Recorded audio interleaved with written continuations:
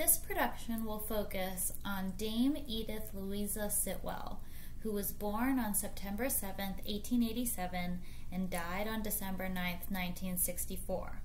She was a British poet and critic and eldest of the three literary Sitwells who were simply referred to as the Sitwells during her lifetime.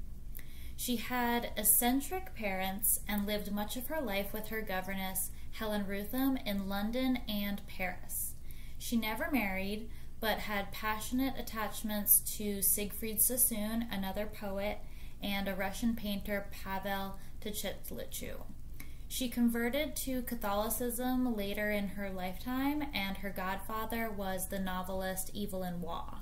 In this 1900 painting by John Singer Sargent, the Sitwell family poses, and you can see Edith in a red coat standing next to her father, Sir George Sitwell. Sir George Sitwell was born in 1860. When he was only 4 years old, his father died, and so he inherited the family estates of Renishaw Hall, which was built in the 1600s, Derbyshire, and the manor of Eckington. Even at such a young age, he was an eccentric little boy, and he knew his place in the social pecking order. He was recorded as saying to a stranger on the train, "I am Sir George Sitwell, Baronet. I am 4 years old and the youngest baronet in England." Although he technically owned all of his family's assets, there was debt left over by his father, and it forced the little baron to abandon Renishaw Hall. So he was raised in Scarborough with his mother, the Dowager Lady Louisa. As he grew up, he went to school at Eton and Christ Church in Oxford. In 1885, when he was 25, Sir George Sitwell became MP for Scarborough. A year later, in 1886, he married Lady Ida Denison, who was just 17. Denison ran away from her husband and returned to her mother after the wedding, but was immediately told to return. Reluctantly, she did. She would spend the rest of her marriage spending the money her husband gave her and more. She developed a taste for champagne and whiskey and had violent fights with George and her 3 children. I do believe there was love between the two at one point because there is an orchid, Vanda denisonia, which is located in Indochina, and it's named for Lady Denison. This orchid grows in the Arakan Mountains of western Myanmar, and Lady Denison was an orchid enthusiast.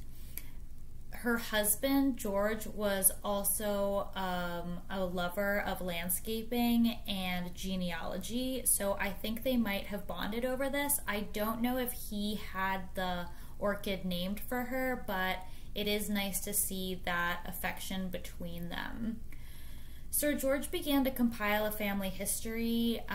He was very interested in history as well and wrote books such as Acorns as an Article of the Medieval Diet, The History of the Fork, and The Errors of Modern Parents.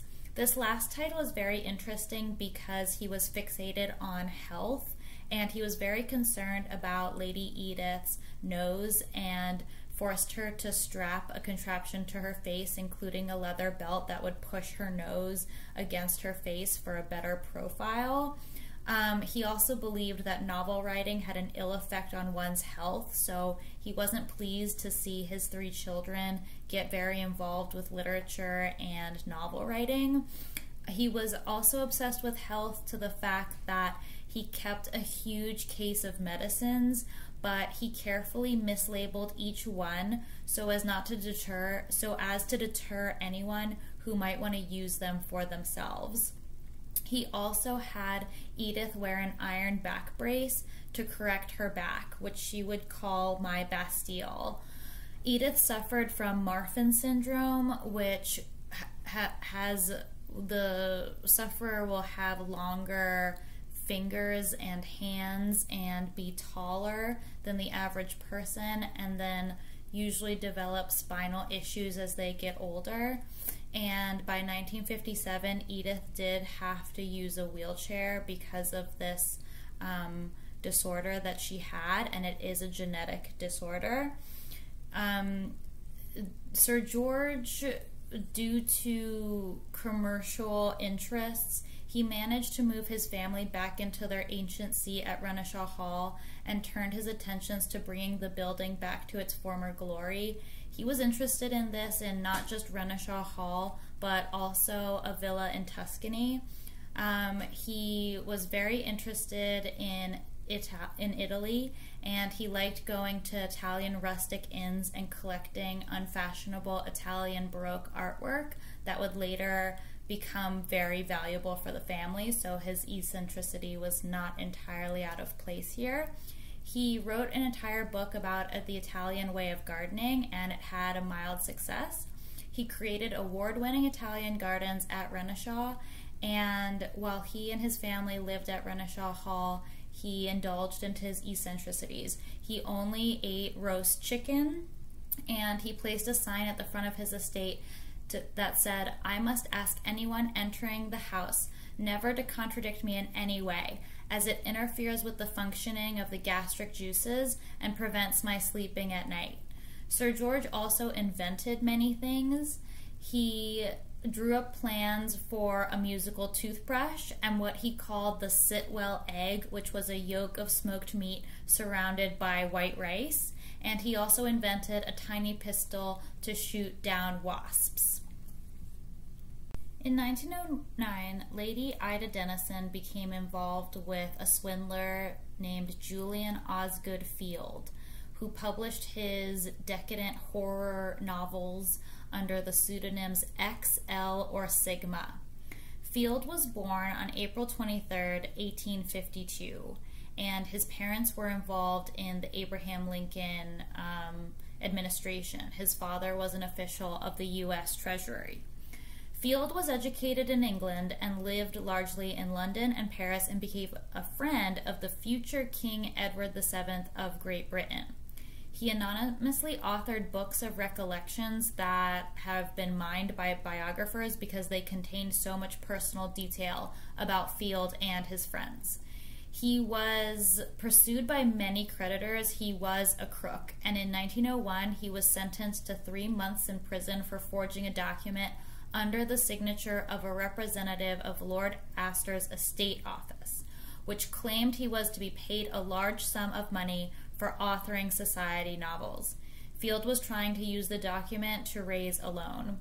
He then involved Lady Ida Sitwell, Edith's mother, in a long-running financial scandal which began in 1912.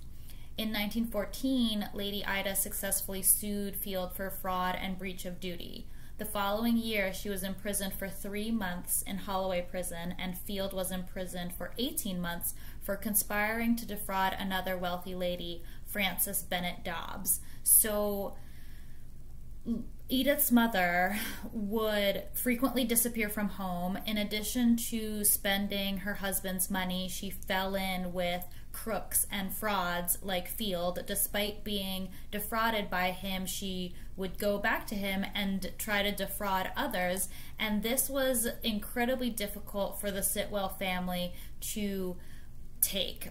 This is not something that was new for Lady Ida in 1912 and 1915. In 1901, her husband, Sir George, had a nervous collapse due to a scandal resulting from her debt and constant alcoholism. Lady Ida would take to pawning family goods, including her own mother's false teeth, to buy alcohol. In 1901, Lady Ida spent herself into jail. After his collapse, Sir George went to Italy, where he had studied garden design, and retreated to a castle in Tuscany. He decided to buy this castle and restore it to its former glory. This castle is the Castello di Montegufoni, near Florence in Tuscany. He purchased the castle in 1909 and restored it, and then his son Osbert would inherit the castle after Sir George's death in 1943 and reign over Montegufoni for the rest of his life. At the time that Sir George purchased the castle, he would retire there with just his valet for company. His valet was incredibly sympathetic to Sir George and said that at least Sir George will know where her ladyship spends her afternoons after her death in 1937. In 1915, when Lady Sitwell was sentenced to 3 months in Holloway Prison, her daughter remembered that in later years after she had fallen amongst thieves, her appearance still retained the vestiges of that summer beauty, but as though a black veil had been thrown over it. Sir George refused to bail Lady Sitwell out of jail, and so that is why she served the full 3 months there. While Edith didn't always get along with her father and mother, she did have a sense of daughterly duty, and so her father's eccentricity impacted her for the rest of her life, and she wrote a novel celebrating British eccentrics in 1933. George was certainly very eccentric. When he went to Italy to live at the Castello di Montegufoni, he had to kick out 300 Italian peasants that were living there, and when he took up permanent residence there in 1925, he wrote to the Archbishop of Canterbury that taxes had forced him to settle in Italy when it was actually difficulties with his wife. Edith felt a duty towards her mother as well, despite the violent outbursts her mother inflicted upon her, and she returned from Paris, where she was living with her governess, Helen Rutham's sister, to Britain to take care of her mother when her mother fell ill. Lady Ida died in July 1937, but Edith did not attend the funeral. In 1915, Edith published her first book of poetry called Mother and Other Poems. Clowns' Houses followed in 1918, with The Wooden Pegasus following in 1920, and she published poetry regularly until 1962. She was eager to get critical reception for her work, and after meeting the poet Siegfried Sassoon in 1918, the two became close friends. Sassoon was gay and cared deeply for Sitwell, but could not take their relationship any further, which hurt Edith. Edith also became jealous of Sassoon's lover Stephen Tennant in the late 1920s. However, this jealousy did not prevent their friendship. They were seen out in each other's company, and Sassoon's friend and mentor, the critic Edmund Goss, actually suggested that they get married. According to another biographer, Sassoon quickly replied, "I don't think poets should marry one another." In 1922, Sassoon wrote a glowing review of Edith's work Facade in the Daily Herald, and in 1933, Sitwell remembered this complimentary attitude and told Sassoon, "You are the only person who has ever done anything at all for my poetry." In 1927, Sitwell fell in love with the gay Russian painter Pavel Tchelitchew. They developed a close friendship, with Sitwell regularly helping him financially and publicizing his work. However, he had an unpredictable temper and didn't appreciate a lot of her efforts, and it's been suggested that the painter toyed with Sitwell's expectations of romance. Nevertheless, the relationship lasted until his death 30 years later. In 1928, Helen Rutham, the governess that Sitwell had clung to, had surgery for cancer and eventually became an invalid. In 1932, Rutham and Sitwell moved to Paris, where they lived with Rutham's younger sister, Evelyn Wheel. In 1930, Sitwell published a study of the poet Alexander Pope, and she was his champion in this work and said that he was a precursor of Romanticism. Sitwell firmly believed in the young voice of British poetry, and she opened her flat to young writers including Dylan Thomas and Denton Welch. She was also involved with a publication with her two brothers, an annual poetic anthology titled Wheels, and she did this between 1916 and 1921. You can see the first anthology image here. The collaboration was generally called The Sitwells, but it was in Wheels where she published war poet Wilfred Owen's poetry, and you can learn more about him in the video on my channel. In 1929, she published Gold Coast Customs, a poem about the artificiality of human behavior and the barbarism that lies beneath the surface. The poem was written in the rhythms of the tom-tom and of jazz. This was common for Edith. She played the harp, and she was very musical, and she was able to put her poetry to music. She did this with Still Falls the Rain about the London Blitz, and she did this also with The Beekeeper. Unfortunately, critics focused on Sitwell's appearance instead of her body of work. Sitwell was over 6 feet tall and enjoyed a lot of jewelry. Her favorite gemstone was aquamarine. She often dressed in brocade, silks, or furs, and she wore headdresses and turbans. One of her critics said that she looked like modern poetry, which was a dig that stuck with her for the rest of her life. She never shied away from hard work, and she put in a lot of research for her biographies of Queen Elizabeth and Queen Victoria, as well as the book English Women and Alexander Pope, who I discussed prior. When Life magazine asked her to interview Marilyn Monroe in 1953, thinking that the two would not get along and it would cause sparks, she took the job. She didn't shy away from it, and her home was often without electricity. There's an argument that her father did not permit guests or the family to have electricity, and so everybody had to walk around with candles, or that having electricity in Renishaw Hall was simply too expensive and they couldn't afford it. Either way, Sitwell needed jobs and interviewed Monroe in 1953. Sitwell was beloved by her contemporaries, and her jewelry is currently in the jewelry galleries of the Victoria and Albert Museum. She also inspired Noel Coward, who wrote The Swiss Family Whittlebot for his 1923 review London Calling about the family. It wasn't complimentary, so she did not speak to Noel Coward until they were reconciled after her 70th birthday party at London's Royal Festival Hall. Edith was close to her two younger brothers, Osbert, born in 1892, and Sacheverell, born in 1897. Osbert started writing poetry in 1914 in the trenches of France near Ypres in Belgium, and so I think partly because of this, Edith felt a camaraderie with other poets that wrote poetry during World War I, such as Wilfred Owen and Rupert Brooke. He was best man at the wedding of Prince Henry of Battenberg and Princess Beatrice of the United Kingdom in 1917. He did have a military career and left the army with the rank of captain in 1918. He devoted himself to poetry, art criticism, and controversial journalism. He and his brother sponsored an exhibition of works by Matisse, Utrillo, Picasso, and Modigliani. Their father was also a collector of little-known artwork, and so I think that he was inspired by his father for that.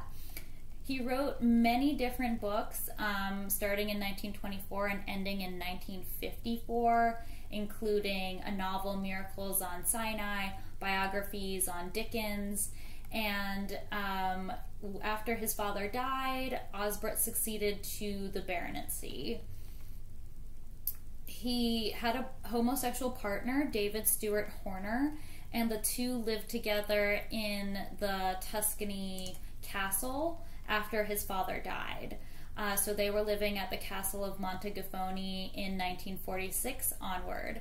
They made the castle an important cultural center by inviting artists from all over the world to work there. Unfortunately, by the 1950s, he started to suffer from Parkinson's disease, and by the middle of the 1960s, his condition was so bad he had to abandon writing. He died on May 4th, 1969. And his novel, A Place of One's Own, was made into a film in 1945. During World War II, the Sitwell family hid hundreds of important works from the Uffizi Gallery of Florence in the castle's cellars. After Osbert's death, he left the castle to his nephew in his will, who sold it in 1972. The castle was converted into luxury holiday apartments. It may be noted that the Sitwell family was able to hang on to their property much longer than many other families of England. I think this is partly due to the fact that Osbert and his brother did not die in World War I like many British heirs did.